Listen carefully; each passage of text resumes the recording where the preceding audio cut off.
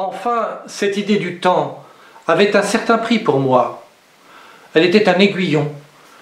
Elle me disait qu'il était temps de commencer, si je voulais atteindre ce que j'avais quelquefois senti au cours de ma vie, dans de brefs éclairs, du côté de Guermantes, ou dans mes promenades en voiture avec Madame de Villeparisis, et qui m'avait fait considérer la vie comme digne d'être vécue. Combien me le semblerait-elle davantage, maintenant qu'elle me semblait pouvoir être éclaircie, elle qu'on vit dans les ténèbres, ramenée au plus vrai de ce qu'elle était, elle qu'on fausse sans cesse, en somme, réalisée dans un livre.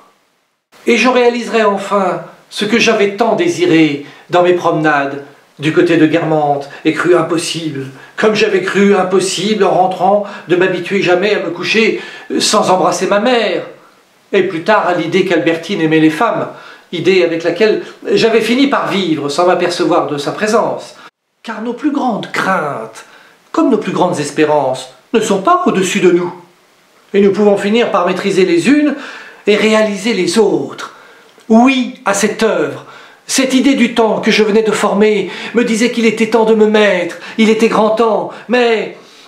Et cela justifiait l'anxiété qui s'était emparée de moi dès mon entrée dans le salon, quand les visages grimés m'avaient donné la notion du temps perdu. Était-il temps encore? Et même, étais-je encore en état? Si l'idée de la mort, dans ce temps-là, on l'a vu, avait assombri l'amour, depuis longtemps déjà, le souvenir de l'amour m'aidait à ne pas craindre la mort. Or, c'était maintenant qu'elle m'était devenue depuis peu indifférente, que je recommençais de nouveau à la craindre. Sous une autre forme, il est vrai, pas pour moi, mais pour mon livre, à l'éclosion duquel il était au moins pour quelque temps indispensable cette vie, que tant de dangers menaçaient. Victor Hugo dit « Il faut que l'herbe pousse et que les enfants meurent ». Moi je dis que la loi cruelle de l'art est que les êtres meurent et que nous-mêmes mourions en épuisant toutes les souffrances. Pour que pousse l'herbe non de l'oubli, mais de la vie éternelle. L'herbe drue des œuvres fécondes sur laquelle les générations futures viendront faire gaiement, sans souci de ceux qui dorment en dessous, leur déjeuner sur l'herbe.